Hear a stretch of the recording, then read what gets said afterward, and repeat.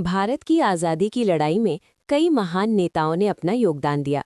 उन्हीं में से एक थीं सरोजनी नायडू, जिन्हें भारत की बुलबुल नाइटिंगेल ऑफ इंडिया कहा जाता है।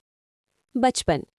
सरोजनी नायडू का जन्म 13 फरवरी 1879 को हैदराबाद में हुआ था।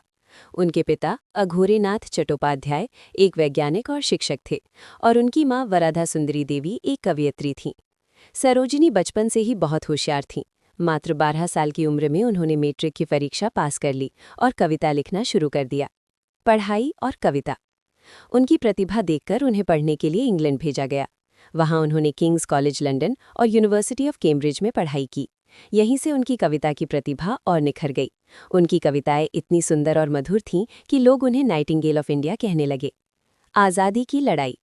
भारत लौटने के बाद सरोजनी नायडू की मुलाकात महात्मा गांधी से हुई। गांधी जी से प्रेरित होकर वे भारतीय स्वतंत्रता आंदोलन में शामिल हो गईं।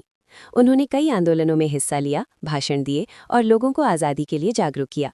इस कारण उन्हें कई बार जेल भी जाना पड़ा। ऐतिहासिक उपलब्धि।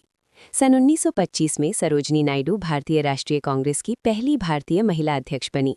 ये उस समय एक बहुत बड़ी उपलब्धि थी।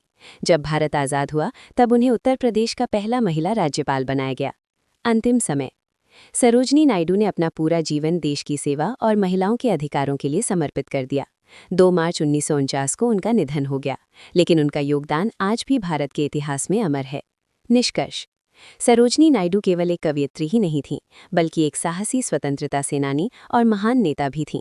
उन्होंने अपनी आवाज़ और शब्दों से पूरे देश को प्रेरित किया।